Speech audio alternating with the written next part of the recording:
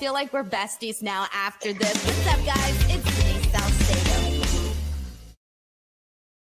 Hey there, everyone. Welcome to Speak Now Pro Wrestling. It is Denise Salcedo. You're here on the channel, and we are going to talk about AEW Dynamite. However, I'm not alone on this special edition of AEW and Speak Now Pro Wrestling and all this and that. I have a very special guest with me today from Comicbook.com. Ladies and gentlemen, Connor Casey. Connor, thank you so much for joining me here today on the show. What's going on, Hollywood? Thank you so much for having me on the show today. I've always wanted to co-host one of these with you, and we finally get the chance. Yes. So I got to tell you, I basically put out like a couple weeks ago, I'm sure some people saw it on Twitter. I put out this like thing where I was like, hey, I'm looking for, cool people that can come onto the shows and kind of chat some wrestling with me and all of that good stuff. And when you reached out, like you and I, we see each other all the time at all these wrestling events. Like the amount of times we've seen each other at AEW has been insane. And I was like, I like Connor. He's not a weirdo. He's really nice and he's super chill. He's in. Well, when you put in the open invitation, it was like they need a demo reel. I'm like, crap, I don't have one of those. Hopefully, I still count. Well, I kind of like it was easy for me to like bring you on because I kind of already knew you. So it was like, okay, I already know Connor. So I'm going to bring him on. He's at the shows all the time. Like we're going to have a good time. So Connor, thank you so much for being here. This is a very exciting episode of AEW Dynamite to talk about because I feel like we got some big news to get into, which we're going to touch on in just a second. But before we get to that, and then we also, once we get into the entire show and everything that went down here today, we're going to be going through all of that. But before we do, just a heads up to everyone. First and foremost, my new unboxing video. I officially surpassed 100,000 subscribers, as you guys know, and I got my YouTube Creator Award today. And it's kind of, Connor, ended up kind of being a little bit of an emotional video. I was trying so hard not to. I saw the photo. That was pretty awesome. Do you still have it? Yeah, it's in the living room right now because basically I didn't know like you actually have to like nail it. Like you just can't, like it could probably be leaning, but I don't want to lean it and have it like fall. So I actually have to nail it to like a wall or something. But that video's up. You guys can check that out. And also if you guys want to help support this podcast, get your questions, your comments, your statements read here. You guys know the drill. Send in those super chats. We will be reading them here today. And then also if you want to become a member, we actually got Cheeky Monkey who just became a member here on the channel.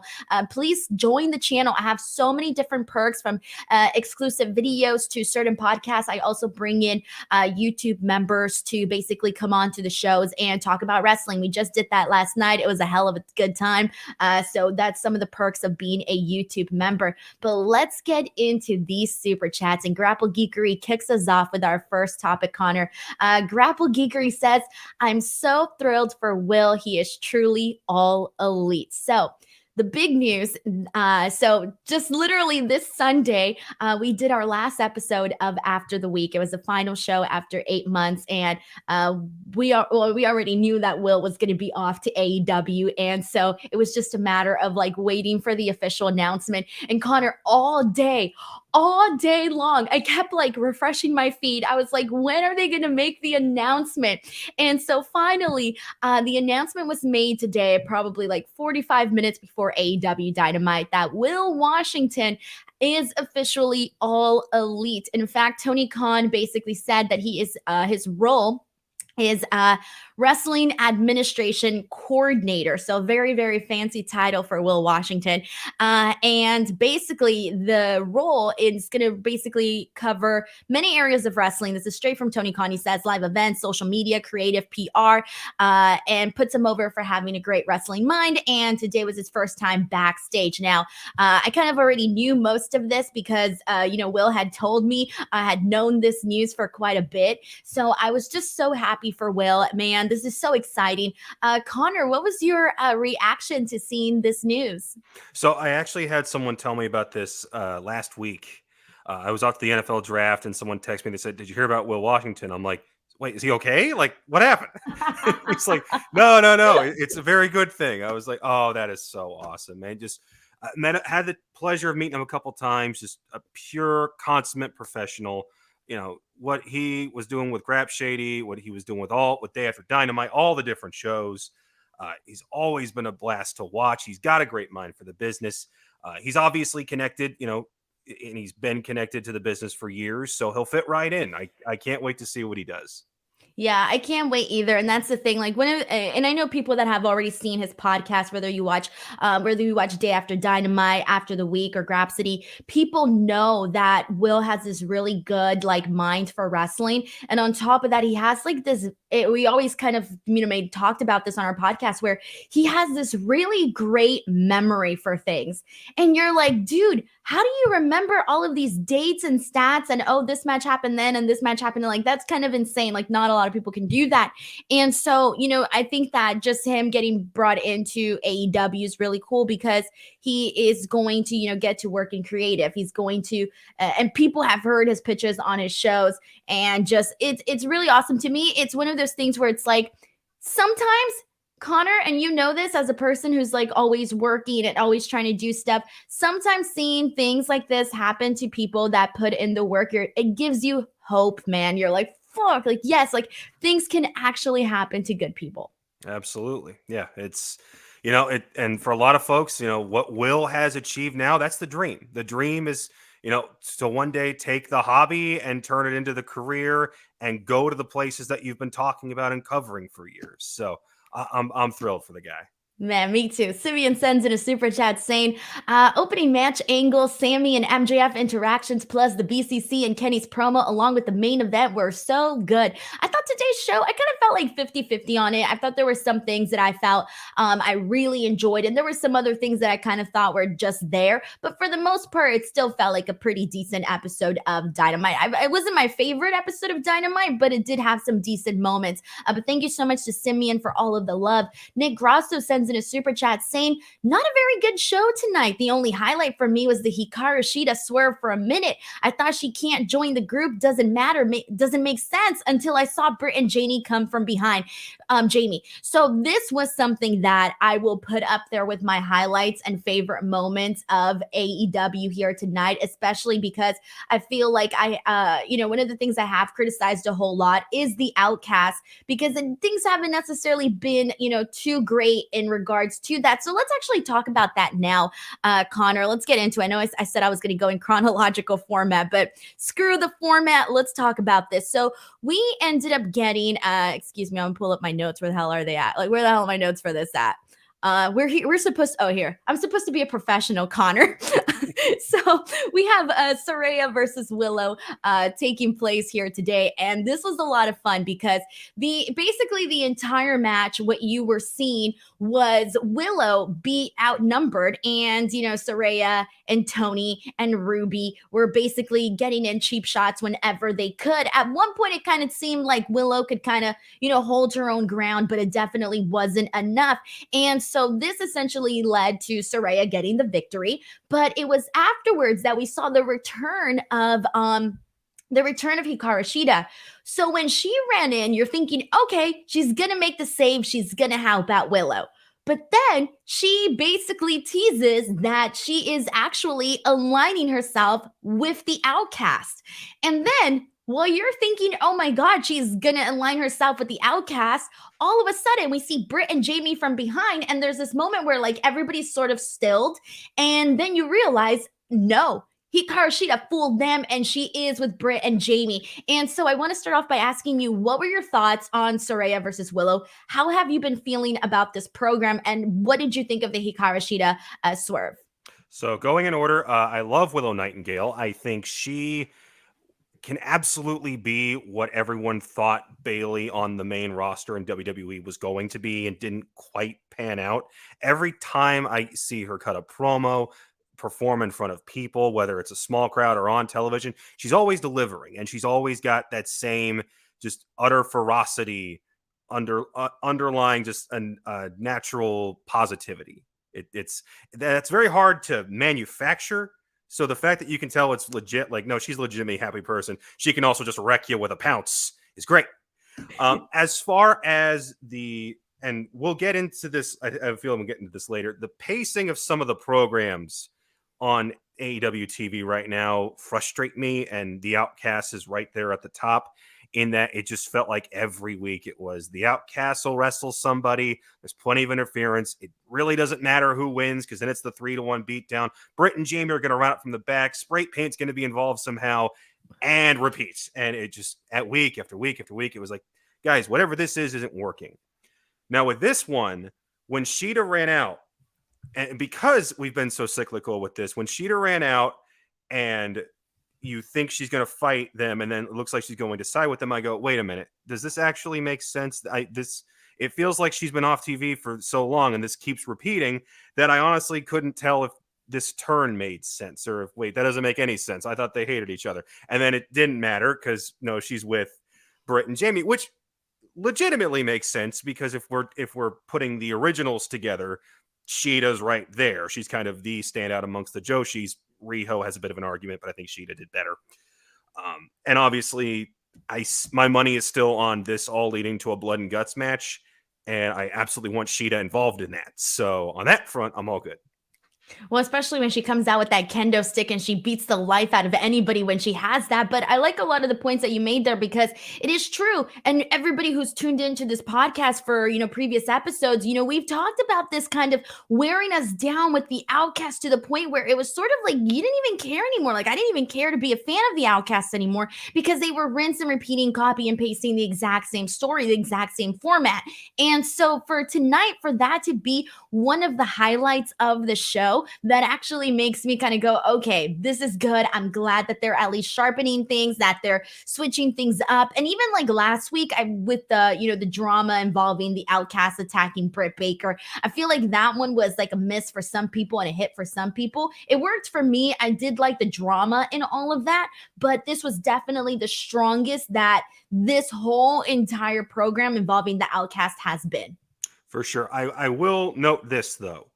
Shida as a heel is absolutely something I want to see at some point. Her coming out in the Yakuza look just screams like late 2010s Naito over in New Japan, where it's like, I want to see you just running a women's Yakuza all through the women's division. That would be a fun. Nice tease, huh? Like, even though it didn't make sense and you're like, wait, why is she going to align with them?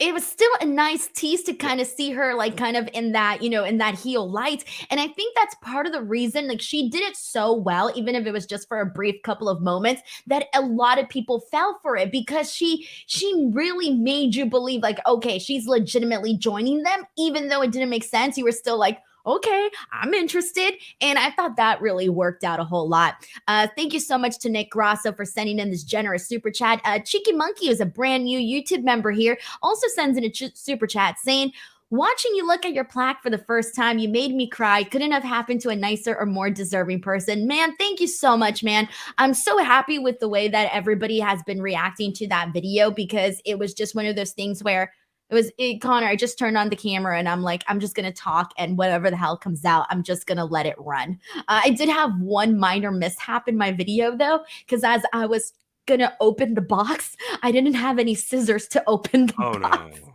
So I was like, hold on, gotta go run and get them scissors. But thank you so much to Cheeky Monkey for becoming a subscriber here and also sending in this lovely super chat. All right, so let's go ahead and press on from here. We got a super chat from Simeon who says, Shida played with my heart. She definitely played with a lot of people's hearts for sure. Sheldon Jackson sends in a super chat saying, I'm still in the camp that the Outcast is not good. I know previously I said that they're worse than the Nightmare Collective. I'll correct it now. They're the second worst faction in AEW has ever created. Now, this Sheldon has been very outspoken about this. Exists right now, so no, that's the wrong answer. Do you hate QTV? I can't stand it. Why? It's 2023. Why are we doing a TMZ parody? Like, why now? Like, I don't know if you guys saw The Lonely Island. They did a couple of movies together. The first one was Hot Rod. It was fun. The second one's Pop Star, and it's amazing. And it's got this TMZ parody just spread throughout where they just obliterate those guys. And I was like, that's it. No more TMZ references in pop culture ever. We're done. And that's like 2015. So what are we doing? See, I don't hate it, Connor. I actually like the concept. I Because really you're Hollywood do. Salcedo. Maybe that's why, right? No, I really actually do like QTV. I'm not gonna say that every week is like good stuff, but I will say that the majority of it I have found, to be some pretty decent comedy. And I know that the pairing of like Hobbs and QT kind of had a couple of people going like, "What are we doing here with these two guys?" But aside from everything that they did with the actual championship with Hobbs and taking the belt off of him, I love your guy. So cute. He's adorable. I have a sound booth right here. He loves to dive into this thing and then just start meowing and scratching at the walls. So every 5 minutes or so, I gotta throw him out of there. What's his name? His name is Binks. His name is Binks. He's a very good kitty. Like from Hocus Pocus? Exactly. Yeah. Yeah. Okay. You know what's up, man? Because I love Hocus Pocus. Nice. But okay, so that's why I didn't hate QTV though. Like I did hate that they took the belt off of Hobbs and how they played that whole thing out. I did hate that, but I thought QTV for the most part was kind of working for what it is. And I get it, like TMZ. I still think I don't watch TMZ very often. I mainly just go on like Twitter and see if they post something, then I'll definitely read it, but I don't watch the show. I don't know how many people actually still do. I'm sure a good majority do. I don't know. Unless they pull aside a wrestler or Dana White says something outrageous, you're never going to catch me watching that thing. You're like, nah, pass. Yeah. So coming back to the Outcasts, let me ask you this, because like I said, I really feel like Blood and Guts is where this is leading to. And the battle lines are kind of being drawn, but they're still stuck at 3. So who would you add as the other 2? Assuming this is a 5-on-5. Okay. So we got on one side, you got Tony, you got Britt. Sorry. I'm sorry. I'm thinking. Hold on. We got Tony, we got Ruby, we got Saraya. Then on the other side, we got Britt, Jamie, and now also Shida. Willow, and presumably Sky Blue. Like she's always. I feel like they would have to be Willow and Sky Blue because they have been the ones that have been involved in these attacks as well. And then Riho. We can't forget about Riho. Almost forgot about Riho for a second. Riho too. And so for me, like I'm wondering if they're going to maybe do like a 3-on-3, a double or nothing or something along those lines. That's probably what they're going to do, considering that's like literally this month. But I would not mind the blood and guts because I want to see the girls, get down and dirty and have this moment. And especially with Britt Baker, who already has a history of, having these bloody warfare. So I would really like to see that. So I'm glad that you pitched that. But as for 2, I would definitely have to say you got to throw in Riho somehow, Willow or Sky Blue. Those ones make the most sense to me. And then for to join the Outcasts though. Who else do we got though? Well, Tay Conti, if we're going purely off of like former WWE people, Tay counts. I know she does count. I know she's not everybody's favorite cup of tea, but I mean, it could work. I'm still curious as to Jade and her potential involvement in this because it feels weird that we've got so many women involved and then Jade's off doing her own. She's off on an island like Cody used to be, where it's like, you can have her intermingle with other people. I want to see her program continue to advance with Taya Valkyrie because I feel like that ending, last week didn't necessarily feel like the ending. End a double or nothing. I'm talking. They can continue that. But afterwards, depending, because if they have Jade Cargill drop the belt to Taya Valkyrie, which I'm kind of hoping they do, I don't know if I necessarily see her going into that program, getting involved there with the Outcasts and all of that. I don't know. I feel because like you mentioned, she's sort of been off doing her own thing as TBS champion that I feel like I haven't necessarily been like really associating her with this storyline versus more. I'm wondering like, besides Ty, I'm pretty sure there's somebody else that we're not thinking of that could probably join up with them. But that's some good stuff though. Sheldon Jackson. Athena. That's Athena. And she's been like, everybody's had nothing but great stuff to say about the work that she's been doing on Ring of Honor. So I feel like Athena, and because she's very hard hitting, that would actually work very well too. I like that. I like where you're going with this, Connor. And Sheldon, I'm glad that you at least bumped the Outcast now to the second worst. James Hammond sends in a super chat saying, I don't see any AEW Collision on the event page. I still think that they're probably waiting to get those details out to the people, and we're still, Right. If you need proof, they literally, the latest trademark filings get made public today. Collision was on that list. By all indications, this will drop at the upfronts later this month, because Warner Brothers tends to announce the big TV announcements like Rampage and the network change. That happened there. It wasn't Tony Khan coming out and saying, hey, you guys, we're changing nights. No, nothing like Although that. he did give that major Easter egg, though, when he was talking about the tournament, the Owen Hart Cup tournament. And then he mentioned July 15th, and everybody's like, bro, July 15th is on a Saturday. Yes. Yeah. But no, you definitely got some points there as to when they might be waiting for, probably waiting to, dot some I's, cross some T's before they make like the official announcement. With that being said, Connor, how do you feel about an additional show being added? Are you excited about Collision? I'm good with it in theory. I need to see it in practice, because I was good with the concept of Rampage. But I think as we've seen it unfold and we've seen the audience, I don't know if is it half as big as it was when it started? Is it even half? It's definitely been feeling like a decline. Every week it feels like I see a headline that says Rampage viewership down again. And it never quite feels like must-see television. And a lot of that is just by the simple fact of it's the extra hour that gets filmed after Dynamite. So the crowd's not as into it. They might have left, because Wednesday night, do you really want to stay till midnight for a show? Whereas with Collision, if it's a separate tour with its own roster, then we get into the whole, well, if only half of your roster is available, you have twice as many opportunities, because now suddenly, who are your main eventers of Collision? Who are your top draws? What are the big programs that you might not necessarily see on Dynamite? Because I'm one of those guys, and I know I'm in the minority on this. I like the brand split in WWE when it's actually enforced, because then it forces the company the show that doesn't have Roman Reigns to go build up people. And it gives this thing like AJ Styles being WWE champion for over 500 days. The Planet Champion version of Daniel Bryan. Kofi Mania. Kofi Mania does not happen if the brand split doesn't exist. So for AEW to kind of nudge in that direction, that's great. What I really don't like is the Punk thing, because you never want to give a guy so much power that you literally say, we're going to base the show around you, and anybody you don't like doesn't have to be on this show. That is way too much power for one person. And how many stories, this is my last bit of the rant. No, go for it.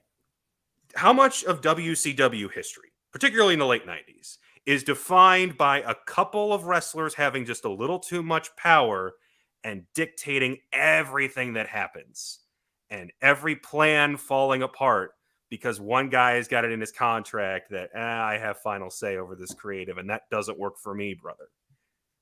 So I will tell you this, Connor. So here's the thing about this, and I see this a lot differently, where I see it more so, I don't see it as a con with this, because from what has been put out there is essentially that CM Punk was, the draw. He was the reason. He was the reason why, the network wanted to, do the show. Okay, well, CM Punk's going to be a big driving force, a big driving factor in that actual show. So for me, it's like, you got to have somebody like that, right? Like, I know a lot of people hate CM Punk. I know a lot of people shit on CM Punk and this and that, but people cannot deny that regardless, CM Punk draws eyeballs and people are interested in what he does. Like, you literally, like, I do these videos, right? I do the latest for F4W, and I do these videos, right? And they, average a certain amount of views, right? CM Punk comes out with a story. Obviously, it's my job to cover it. I swear to God, those views are like all the way the hell up here, and compared to the rest of anybody else that I put, they don't even get the same amount of views. And that just kind of goes to show, like, I know a lot of people crap on CM Punk, but people are still, interested in what he has to do. Now, also, I do believe, like, I don't think that Now, I don't think that this is necessarily going to be like CM Punk going, axe you, I don't like you, axe this, axe that. I don't really see it that way, and I hope that it's not that way because, that would obviously suck, and it will create, some form of tribalism between the roster itself, and you don't want to do that. Can you imagine if one person just wants to get booked, but all of a sudden they're booked on one show, and suddenly you're seen as, the guy who's playing for that team instead of this team, and you automatically got heat with somebody over that when you're just trying to get booked on the show. So that is very unfortunate, but I also do believe that when people are stars, the stars are going to have demands, and if they're worth it, you are going to listen to that in a reasonable fashion. That is fair. I think that how many stories did we read last year about the backstage environment in AEW and how chaotic it got, particularly after the Brawlout incident, to where do you really want to invite more situations like that? Because here's the problem nobody talks about is that at some point you got to have pay-per-views where everybody's in the same building again. Yeah. And that was a big topic when this was reported. People were like, okay, well, if you're going to have separate brands with separate people that want to work with each other, how is it going to work for the pay-per-views? And what's the one thing everybody's going to want to see when Punk gets back? Like how many I've lost track how many times I've heard Kenny versus Punk booked for All In, Punk and FTR versus the Elite at All Out. I've heard it booked constantly since those two shows got announced. If that's all people are going to want, and you're not going to deliver that because these two guys these four people don't really like each other in real life, so we're not going to have them on TV at the same time. The fans don't care. They want to see the great matches. And they're going to be like, well, why aren't you giving us that? Because yada, yada, yada. And then they're going to be pissed. Now that's going to suck. So that's where it's like, I'm fine with Collision's existence. I need to see the execution. Yeah, I agree, especially because of Rampage, though. I do agree with the execution of it because Rampage did start off, just on a better foot. And now it's kind of gone and it's sort of, in the shadows for me right now. Like it's not like top priority type deal. Grapple Geekery sends in a super chat saying, when I see all three outcasts on a match graphic and a lone opponent against them, I roll my eyes. Why don't the originals come out together? Dumb. I've been saying this for quite a while now. Like even just like, if you know that you're going to get this attack from the outcast, at least be ready for it, Try to be 2 steps ahead when you've already been seeing the same thing replay over and over, right? We got Tim Weininger Jr. who says, would love to see Marina join the originals. That would be like, I don't know. I still haven't felt too strongly yet about anything that she's done so far. Thoughts, Connor? I haven't seen anything since that You Don't Know Me promo that went a little bit viral for the wrong reasons. And technically, she would be more of an outcast because she was over there in the Fed. So I don't know. Melissa Cabello sends in a super chat saying, "Will dump to you, AEW. How dare him? Kidding. Good for him." I know, it's so funny. Yeah. Right, the disrespect. You could have been here on YouTube.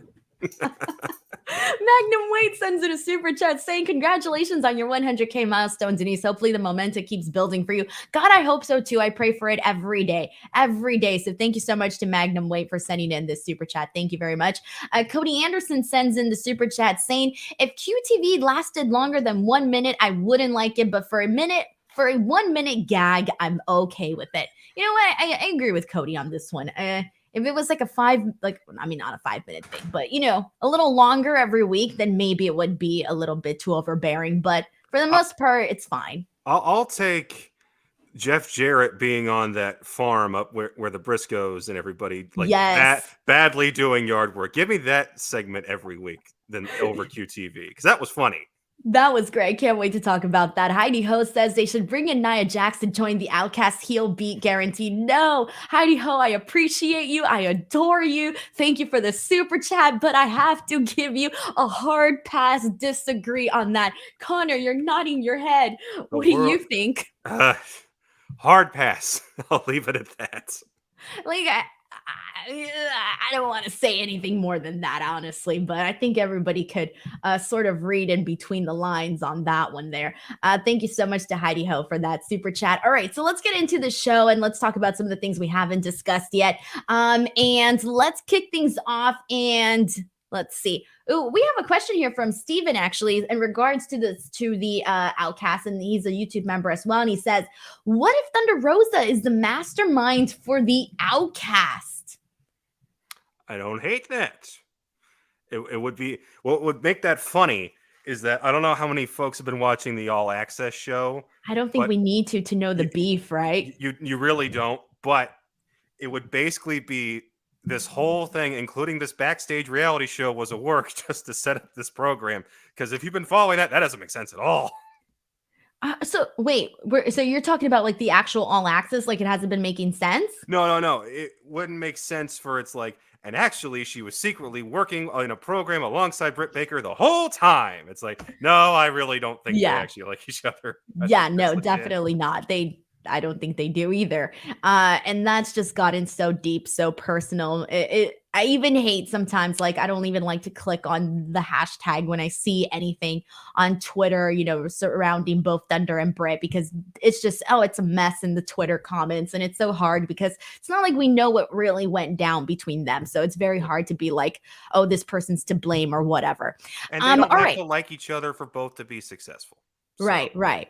And that's the thing, like, you're going to have politics, right? You're going to have people you don't like. We've all been in a situation where we worked with someone that we didn't like. And let's be real, like, we're humans. There's going to be all of that. Heidi Ho sends in a super chat saying, I got heel heat from mentioning Nia Jax. So yeah, they should obviously bring her in. Heidi Ho's thinking like WWE right now, or like Vince McMahon. Let's get that heat. It's good shit, pal. I'm thinking like SRS. Thanks for the extra $5. I love it, Heidi Ho. Heidi Ho is always in here bringing in some good conversation pieces to the table, so I appreciate it, man. We got Carlos Franica. Thank you so much to Carlos, who says, will they use wrestlers from their YouTube show? Wait, what are we talking about here? Where are we going from here? Sorry, Carlos. I need some clarification on what we're talking about. Did you understand this question, Connor? I don't. Does it have something to do with Dark like being canceled? I'm not sure. Okay, sorry, Carlos. You don't have to send another super chat, but just clarify your question in the comments, just so that I can make sure that that we properly answer your question, because I don't want to give you a bullshit answer if I don't know exactly what that was in reference to. So I'll keep an eye out there for your comment as well. All right, so let's get into our opening match here, and our opening match. Oh, thank you. Ender Buckley clarifies here that this is in regards to Dark Elevation, saying he's asking if Dark and Dark Elevation people are going to be used somewhere now, I think. Okay, so we are talking about Dark and Dark Elevation. Here's the thing about that.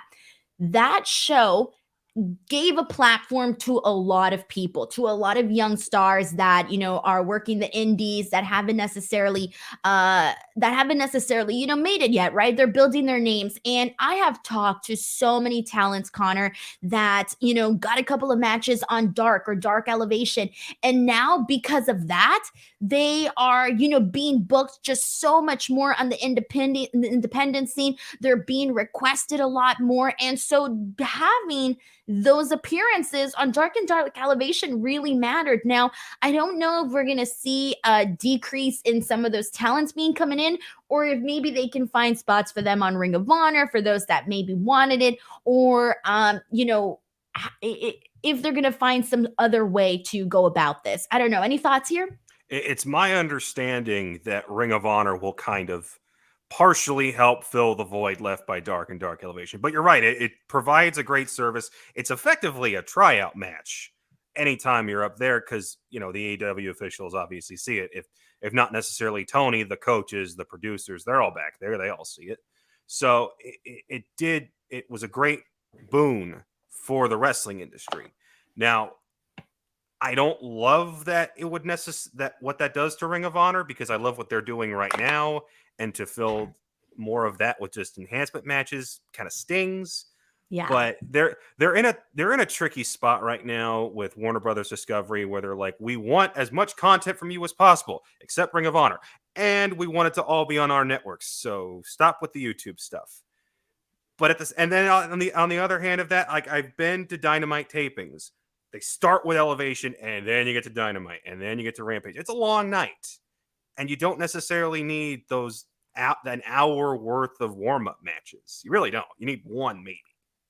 So. I agree, because I remember the last Dynamite show at the Forum. It was the dark matches, which was fine, and I didn't even catch the whole thing. Okay. I only catch like the latter end, but it was the dark matches. Then we had all of Dynamite, and then they actually shot more dark matches. And keep in mind that before they even shot those dark matches, it took a second to like set up the ring. And then they shot the dark matches. Then they kind of, did something with the set and everything in the ring. And then we got into Rampage. So I remember sitting there going, oh shit, I gotta go.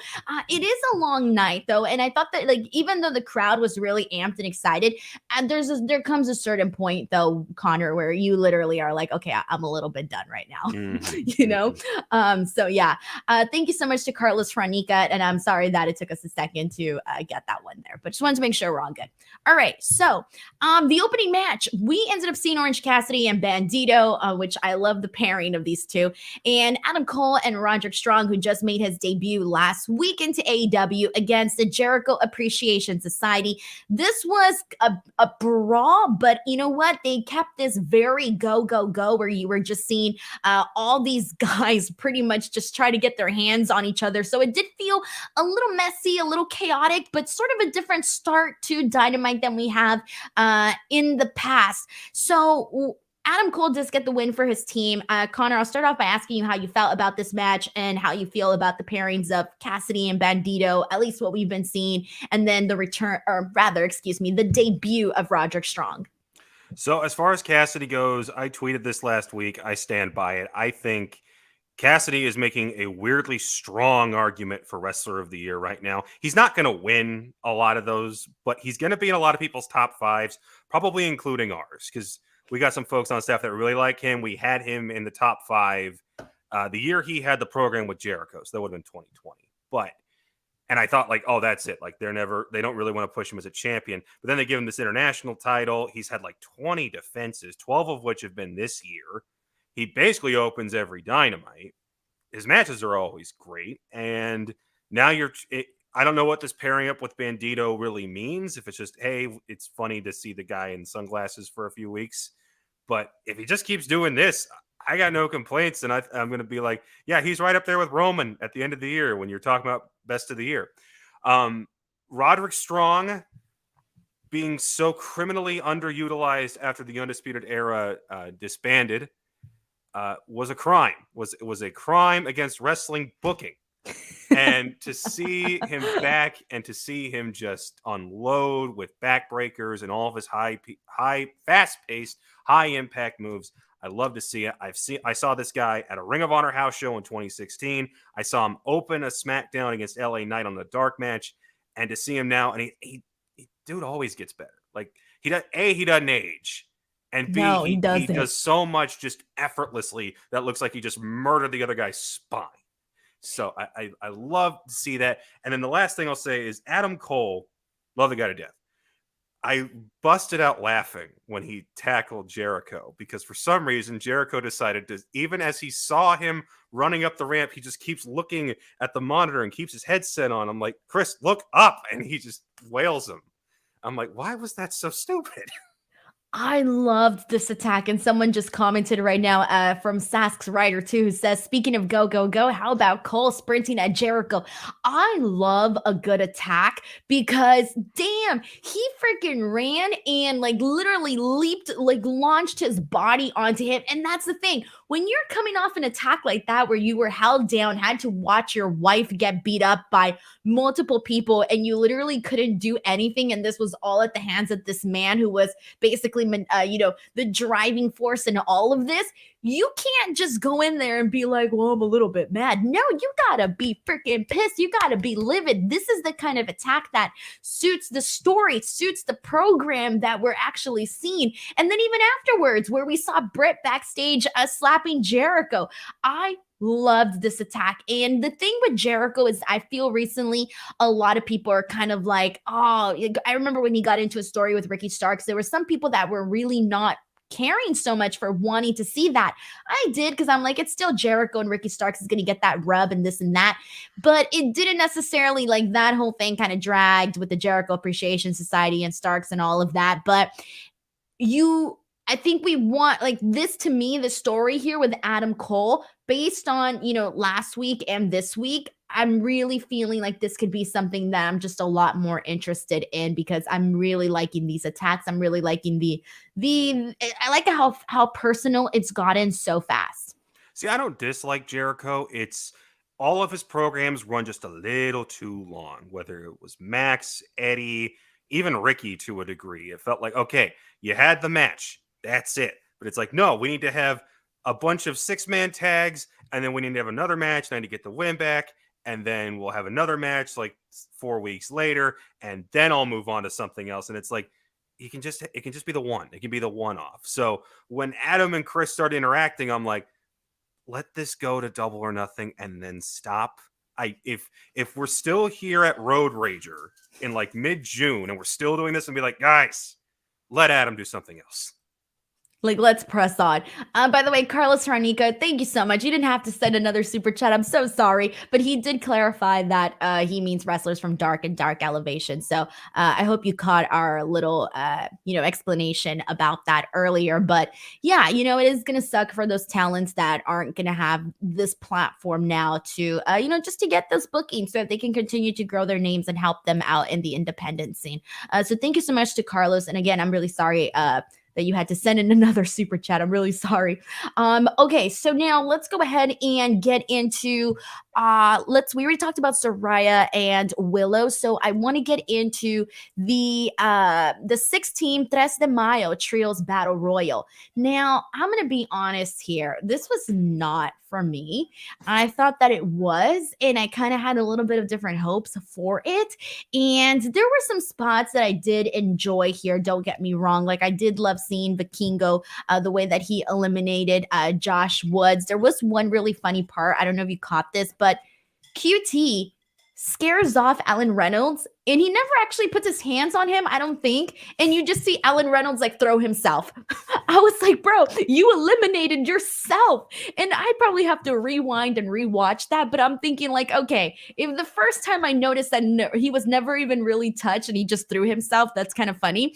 But I did like, Hobbs in his interaction with the Lucha Brothers, eliminating them, and then Vikingo doing that crossbody, but Hobbs catching him and eventually tossing out Vikingo. That was really my favorite part. Like, that interaction with Hobbs and Vikingo, I thought was really good. The Acclaim being the ones to eliminate Hobbs was also fun. Butcher and Blade doing their scissoring, that was pretty funny. Bowens almost being eliminated and holding on with one arm was another thing. But for me, I just kind of felt the placement of this match so close to the opening match that was kind of, also had similar, you had a bunch of men and they were going at it, and it was very similar in the way that it was, chaotic. I kind of would have liked this later on the night, but also I wish that there would have been like a real purpose for this match. And I also really wish that they wouldn't have eliminated the people that I was most looking forward to in executing the big moments in this, and that is Vikingo and Lucha Brothers. I think they could have kept them at least till the end, They didn't have to win, but I would have at least liked to see them a little bit more. Sure. Yeah. The match was weird. It was really quick. Like, for a battle royal, it felt like they were like, you have 6 minutes, go. And, people got their stuff in. You had a couple of fun spots, but then it's like, well, what trio do I really want to see win this? It's the Lucha Bros and Vikingo by pure virtue of who they are. And then when it was like, okay, it's obviously not Butcher and Blade and Kip, so then it's the Acclaim, but I don't really think of the Acclaimed as a trio. I think of them as a tag team with Billy Gunn just kind of being there because it's funny. Like a cheerleader. And especially when right before this, you get the super serious promo from House of Black where they're like, hey, we're getting rid of these title designs. I hope we get like a House of Black version of those, because that sounds amazing. We're gonna do our version of the Freebird rule, which is here's a bunch of different like rules that go into the house rules match. I'm like, hey, I'm all for wrestlers having their own distinct like gimmick match, so this idea sounds great. But then to turn right around and go, and your first opponent's going to be a comedy trio, and not even like the one that people like in the Dark Order. Like it's the tag team and his manager. So I don't get the thought process, because when we talk about how stacked the trios division is, this ain't one of the teams I'm pining to see. You're like, this is not what I'm referring to specifically. And it's like Double or Nothing's at the end of this month, and you're telling me that's the match we're getting? Like, did we just need to get Max and Bowens on the show, and this was the best we could do? Because that's a bummer. Honestly, this could happen next week, and move on. I'd be fine. Yeah, I don't blame you on this one either. All right, next up we got the TNT champ Wardlow, and he wins in a squash match. He defeats Logan LaRue. I'm sorry if I messed up his last name, but he Jobber McJobberface. Who cares? Yeah, I'm sorry. I didn't want to, mess up his name or anything, but I did anyways. But this is another squash. This leads to him calling out Christian and Luchasaurus, and basically says he wants a match against Luchasaurus. He's going to, give him a title shot against Luchasaurus right here, right now, for the TNT championship. Instead, Christian Cage comes out and he says, no. This bout is not meant for Luchasaurus. It's meant for me. How do you feel about Wardlow once again being TNT champ? And how do you feel about this story so far, the beginning of it with Luchasaurus, Cage, and Wardlow?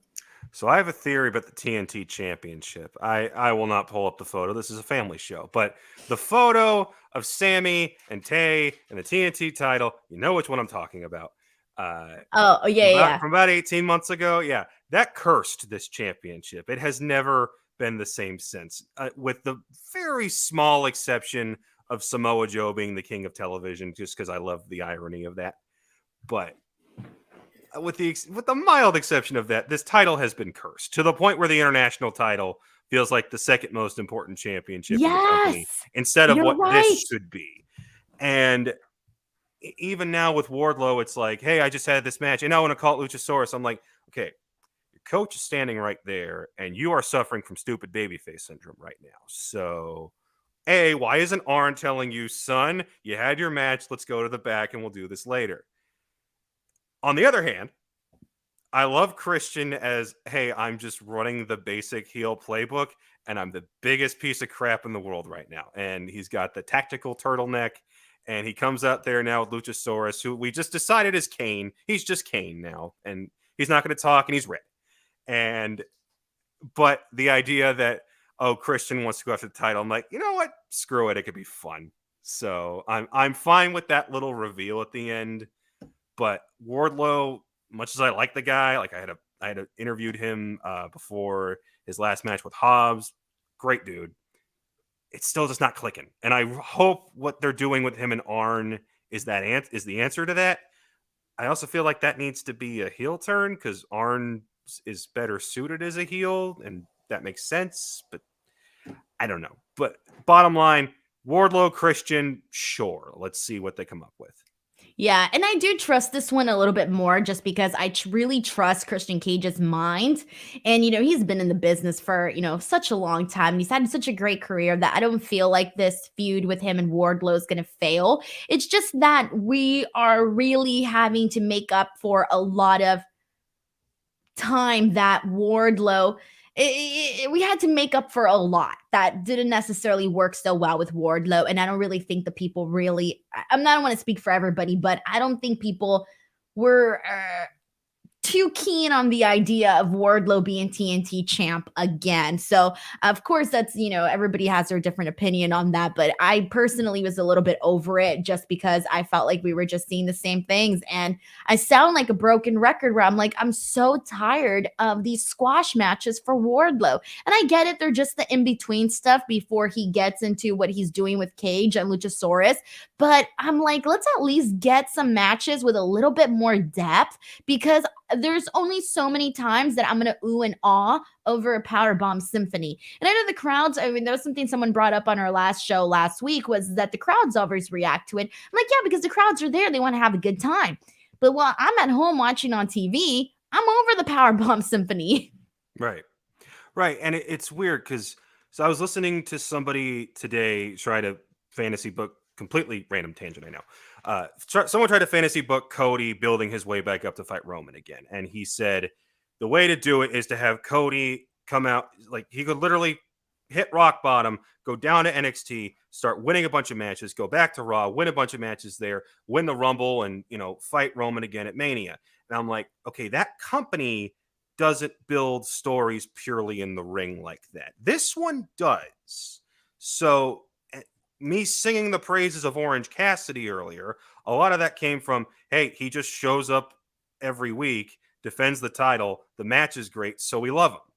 You can take that exact same strategy with Wardlow if you want to, and they just not gonna, because they're just doing the Bill Goldberg playbook. And if we're getting Bill Goldberg, great. When's he coming? Because he's not here yet. So are you going to be anti-Goldberg when he comes into AEW? Okay, here's the thing about Goldberg. We give a lot of credit to a guy who almost killed The Undertaker in the ring. So if we're going to bring him into AEW, after everything we saw in WWE, the best case scenario, and notice how I labeled this, it's the best case scenario. He comes in, he fights Wardlow, and he loses. He looks at Max and says, "You're next." And he loses that one too, and then he's out. That's the best case scenario. There's no way in hell that's happening. But that would be the only way I'd be okay with it. I don't know. Like, it's not, I don't see it as too far-fetched. Honestly, I really don't see it as too far-fetched. And then there was even but he's out here talking about, oh, I deserve a retirement match. I was promised one. I'm going to go on a 4-city world tour. It's like, you really think he's the kind that's like, no, I'm going to do the honors for the young kids now. No, he doesn't strike me as the type. I can see him at least taking the L in AEW to Wardlow. I feel like, and Wardlow recently did an interview where he spoke about this, and I guess he said he saw Goldberg at some con or something, and they agreed. Yeah. WrestleCon, and they agreed to basically, if they ever had the opportunity to have the match together. And I'm like, come on, let's be smart here. We don't want to see Goldberg defeat Wardlow, but I would like to see Wardlow defeat Goldberg. This is the same man who looked at the Fiend at his pinnacle and said, I should beat him and never lose to him ever. And we think that guy has changed that much in the past couple of years? I don't think so. We got a super chat here from Richard Martinez who says, Denise is right. Battle royals suck until the end. It's true. I hate to be this person, but I don't care for battle royals until the very end. Like, I'm just here for like the last, 4 guys. So once we got 4 guys or 4 gals, whatever we're doing, that's when I started getting invested. But thank you so much to Richard Martinez for sending in this super chat. We got a really funny comment from Farron Wolf who says, support the not seal Salcedo. Long story short, I always said that I didn't want to be a trained seal on camera. So now I'm Seal Sado. Got it. Oh shit, that sounded way louder than I anticipated for. Sometimes there's times where I'm on these podcasts, Connor, and I'm so enamored with what I'm saying, and I'm so invested. I start banging on the table, and then I'm like, oh wow, that's really loud. All right, so let's go ahead. Jesus, why is everything sounding so loud to me right now? Okay, let's see what people are saying here. And let's see. Wrestling Fan 316 predicts that it wouldn't be taking a loss. Heidi Ho says Wardlow needs an injury angle and be taken off TV for several months. It's the only way to get him back over, in my opinion. I don't think so. I really do think, like you mentioned, Connor, this company, AEW, you can get people over. They've known for getting people over legitimately just by putting on these good matches. If we just break the cycle that we're seeing with Wardlow, he can definitely get back up there to where he used to be. Alrighty, everyone. But before we continue on, because we still got so much more to talk about in regards to AEW and everything that took place, I'm going to give a shout out now to our sponsors here, WrestleRumble.com. I adore Wrestle Rumble. They are so freaking cool because, as always, as wrestling fans, we like to fantasy book. We like to predict. We like to do all of these things. Well, they have the Backlash Pick'em contest. And so what you do, this Backlash is happening this Saturday.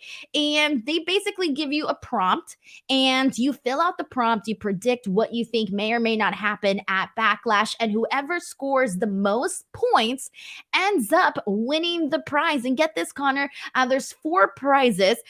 Fourth place is going to take mystery prize. Second and third place take home $100, and the first place winner will take home $1,000. That is some serious money. The deadline to enter for the Backlash Pick'em contest is on Saturday, May 6th at 5 p.m. Pacific Standard Time, 8 p.m. Eastern Standard Time. So right before the premium live event. Guys, head on over to WrestleRumble.com. Please give them some love. Let them know you heard about them here on the show so they can continue to sponsor us and give us some love. So thank you so much to Wrestle Rumble. And guys, if you want to have a little extra layer of fun while you're watching Backlash, go ahead and purchase an entry over at WrestleRumble.com.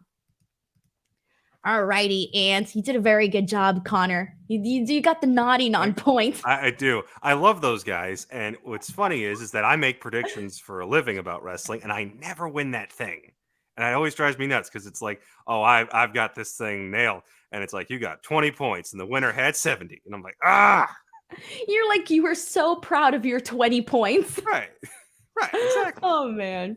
All right, let's see what we got here. Let's get into this really entertaining video that we got between Jay Lethal, Sanjay Dutt, and Jeff Jarrett, Satnam Singh. So they all go down and visit Mark Briscoe over at his house in Sandy Fork, Delaware.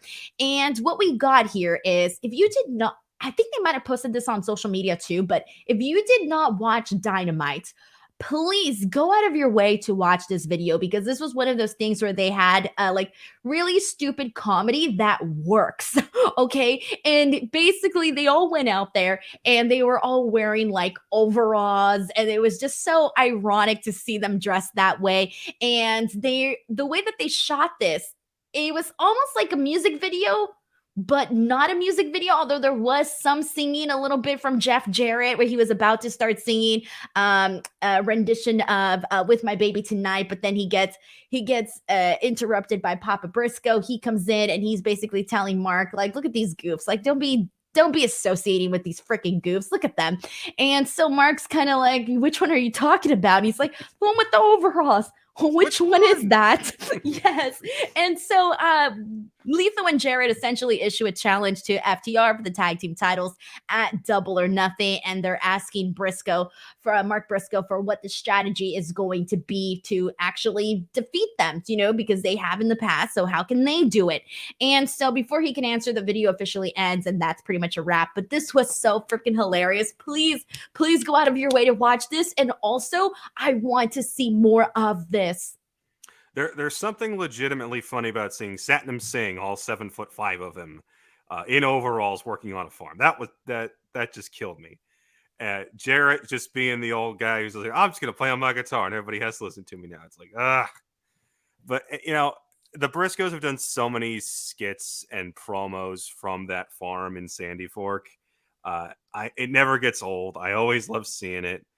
Mark Briscoe's comedy always works for me. So as much as I'm in that camp where I don't need to see Jeff Jarrett on TV so much. And I know so many people have just taken to the give Jarrett every championship. It's 2005 Impact all over again. It's like, no, y'all didn't live through the Monty Brown thing. You're lying. You don't want this. And I love how basically his existence on TV is a troll. And that's funny to me. So this was great. More comedy stuff like this where they don't take themselves nearly as seriously. And just if this is all we're getting between now and the FTR title match, I'm fine with it. But yeah, this worked. We got a lot of funny comments here that I want to pull up, or rather some thoughts on all of this. We got Christopher who says the segment between Mark Briscoe's dad, Jay Lethal, Jeff Jarrett, Satnam Singh, and Sanjay Dutt tonight was awesome. Power Driver's finisher says, if no wrestling, then this. Steven says, Jeff with the guitar is the best. I love the close-up shots where they're like really close-up shots of them and they're like, like doing these weird faces. John Teller says, Denise loves anything with Jeff Jarrett. I am a Jeff Jarrett fan, by the way. You're one of them. I'm one of those. I'm one of those Jeff Jarrett fans. I know. And Ender Buckley says a giant carrying a baby just works. It does.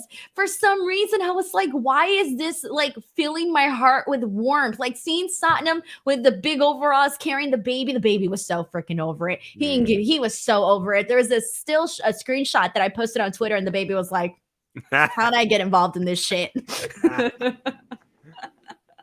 Oh man, it was a lot of fun. Everybody's putting this over for it being a really good segment here on this is good. This is from AFC and TP, who says this is exactly the kind of nonsense I needed tonight. Sometimes I just like need stuff like that, right? Like stupid shit we can laugh at. And you want to know why? Because that's the stuff you remember. Do you have any idea how many times, Connor, I'll go down a rabbit hole of just like watching old, like, you know, random moments in WWE history where there's just, they're probably not like, you know, what people would consider iconic or whatever, but they're so funny. Like, you know which one I always watch? And sometimes when I'm just having a bad day, I'll just go and like watch it. Is this one's random. It's when The Rock is telling Hurricane Helms that he's nothing. You're 5 foot nothing. Someone called. It's for you. It's nothing.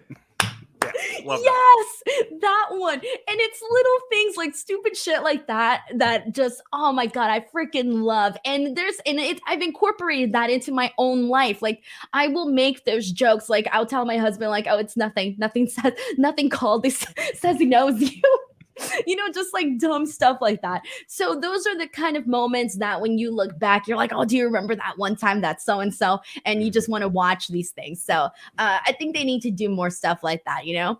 It's funny how, and it's the perfect exemplar that AEW is like the variety show. In the same show, we get Kenny Omega and Moxley threatening murder inside of a steel cage. I love that.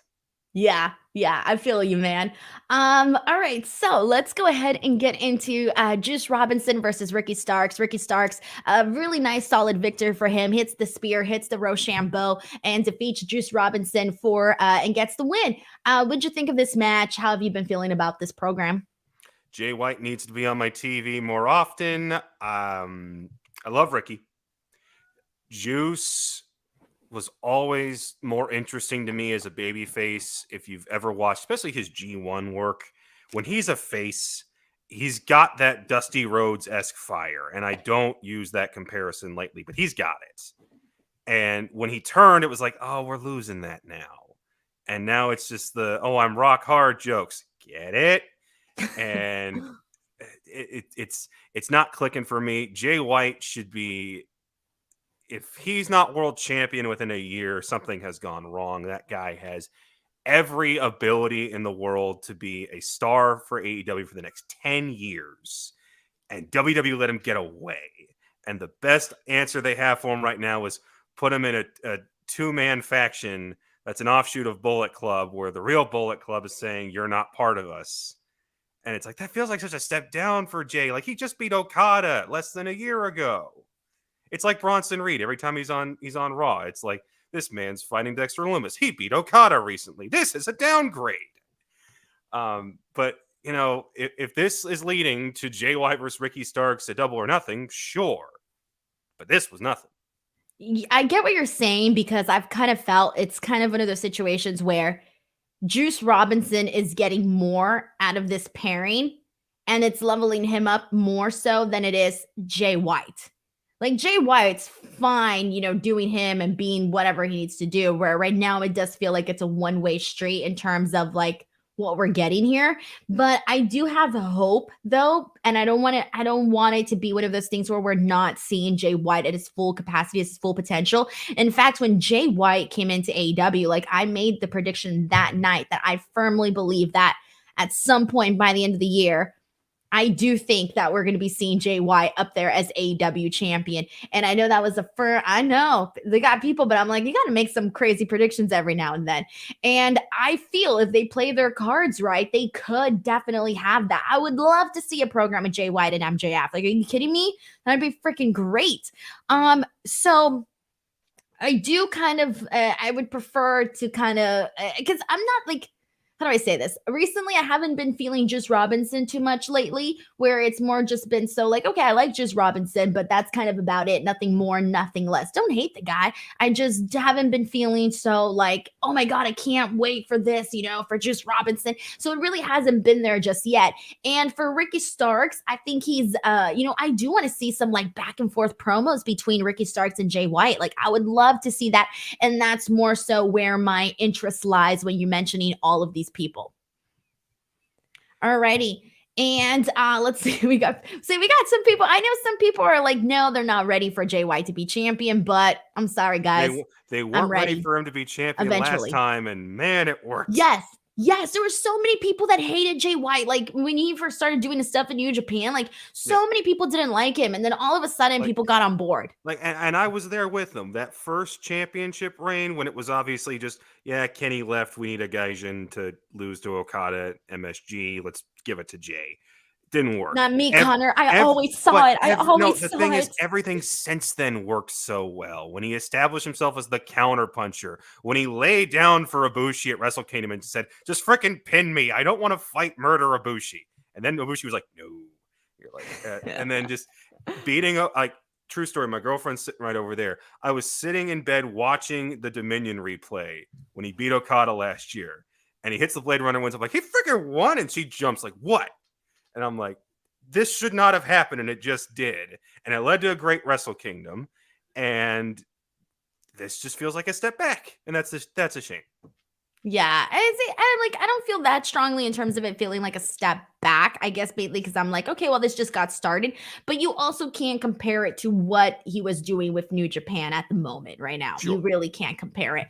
And so I do hope that's what I'm saying. I hope we get some bigger programs for Jay White here. And if, Ricky Starks is a great first, starting point, but I do want to eventually see him get in there with, some of these like bigger names or more established names that they already have on AEW.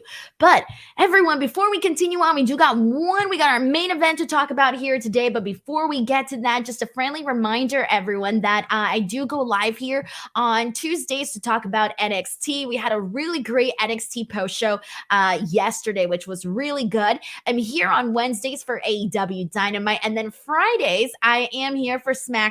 I will be back this Friday, and I can't wait because it's going to be like, literally the go home show into Backlash. I still haven't decided if I'm going to do a Backlash watch along. I'm still on the fence debating. If that's something you want to see, tweet me, let me know if that's something you're interested in. The more tweets I get about it, then I'll actually do it. But if no one says anything, then I'm just going to be like, if it's crickets, then I won't do a watch along, because it's a lot of work just to be, talking, the whole time. So anyway, so we'll see. Let me know how you guys feel about that. So now let's get into this main event. So our main event was MJF and Sammy Guevara taking on Darby Allin and Jungle Boy.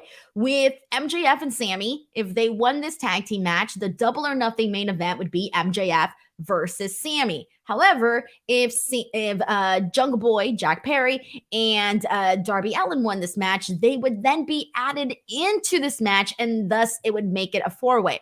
Well, after the main event tonight, with our end result, we are going to be seeing this fatal four-way match. The Pillars are going to be going at it at Double or Nothing. But I'll start off, Connor, with what did you think of this specific match? We did get to see, my two favorite parts in this. There's two of my favorite parts. Was Jungle Boy, literally Energizer Bunny, man, going back and forth. Freaking suicide dives over there. Freaking knocking this guy out over here. Running full speed. Then we see Darby. Then I thought at one point afterwards, I thought Darby was trying to top Jungle Boy with the speed at which he was moving at, because he goes in there, he hits the code red like it's nobody's business. It was so good to see. And then later on for the actual finish, we see a little bit of, some tension between Jungle Boy and Darby, but Darby gets the official win with the coffin drop. This is the opposite of how I feel about Collision, in that I hated the idea, but I loved the execution. So I went back and I checked. They first teased us with this Four Pillars match in mid-March. You have any idea how much has happened in the world since mid-March?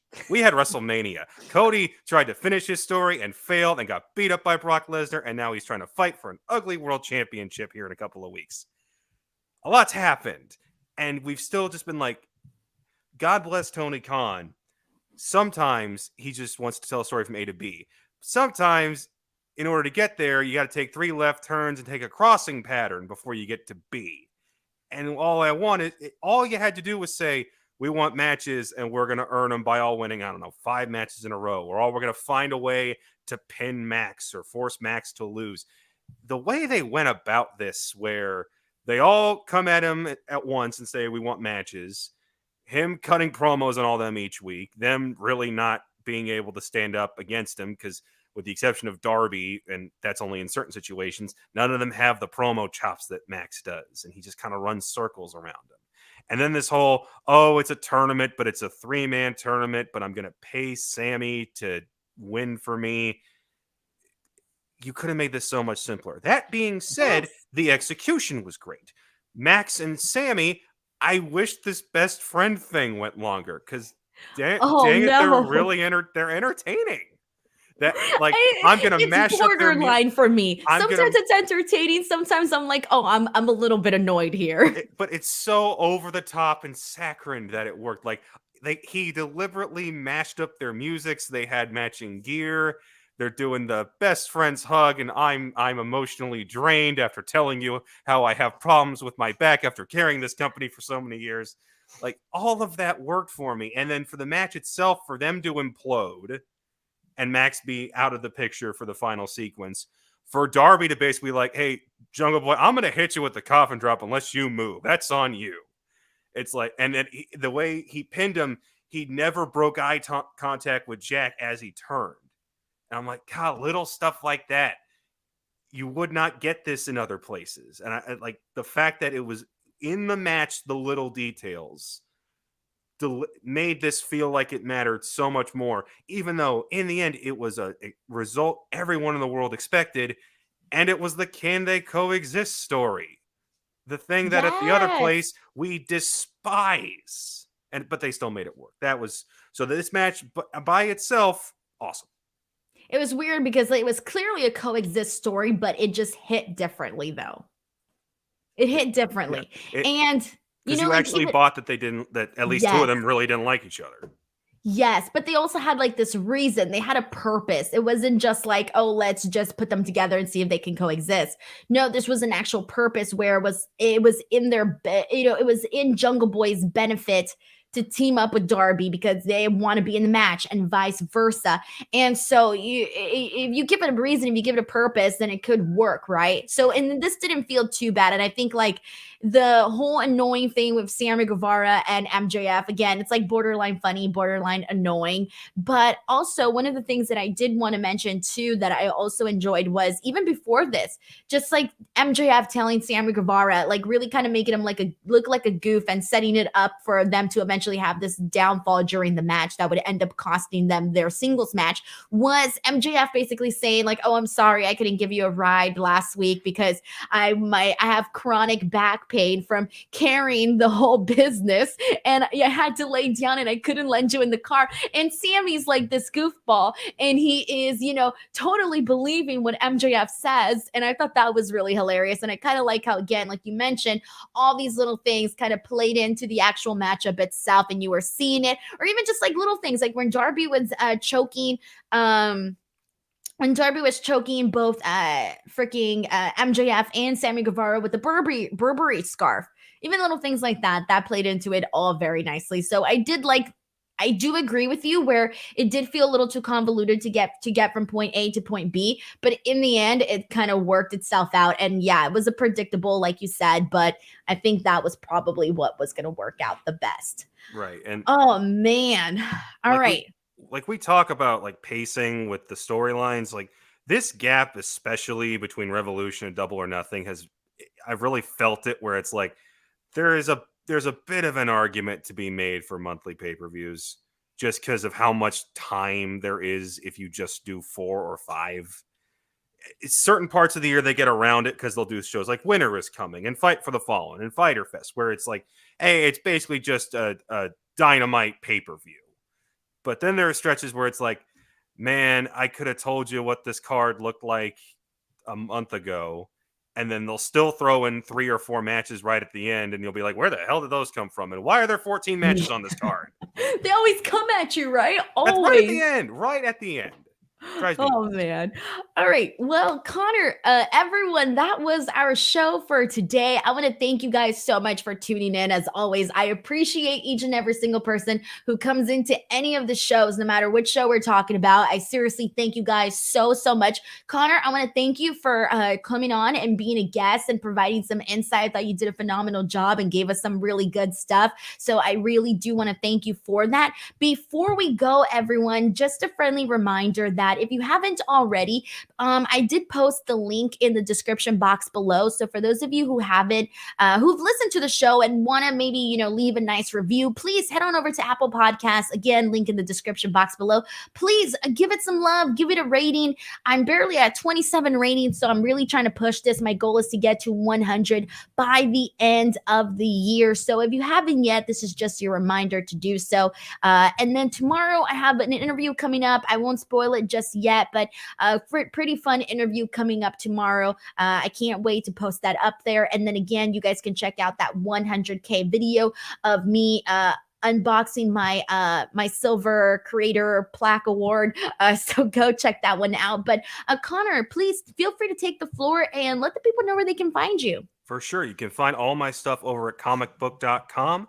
We're part of the Paramount Network, so we're one of those CBS websites. It's fun. Obviously, we don't just cover wrestling. We cover all things geek culture, comic books, movies, TV, anime, gaming, you name it, we've got it. And we've got a lot of fun stuff coming down the pipe right now. We actually just dropped our interview with Cody Rhodes, where you probably saw it circulating all the websites this week, because we asked the elephants in the room, like, why didn't you call out Roman Reigns for cheating? Do you really want to go after that World Heavyweight Championship? Have you faced enough adversity? We answer these questions and more. We got a bunch more interviews coming up, especially we got full coverage of Backlash this weekend. I'm on Comic Book Nation podcast every week. I've been off last couple of weeks. I'm trying to get back into the swing of things. That's every Friday live on Twitch and on YouTube over at Comic Book Nation. And keep your eyes peeled out for a little professional wrestling promotion based out of here in Nashville called FXC. When you get the chance, we are building towards our first show, and we got some pretty cool stuff in store. Details on all that will hopefully be coming soon. You're in Nashville? I am in Nashville, yes. Music City. City. I always think you're in Canada. Because why? You never know when someone's in Canada. They always hide it from you until they're like, surprise, I'm in Toronto. It's like, you bastard. This whole time, I thought you were in Canada. No, ma'am. I didn't know you live in Nashville then. Oh, yeah. And yet I wasn't at the SummerSlam. That was just here for personal reasons. So so everyone was like, where were you? I was like, I had to be in Chicago for a thing. Taylor Swift right now is in Nashville for her concert. I'm pretty sure you've seen that in your local Well, my news. better half is going, so I'm aware. She's going to have a good time. She's going to have a great time, yeah. Oh, that's so awesome. Well, Connor, again, thank you so much. Guys, give Connor some love. Of course, his handle's here on the screen, but I also posted the link to his Twitter in the description box below if you guys want to go ahead and give Connor some love.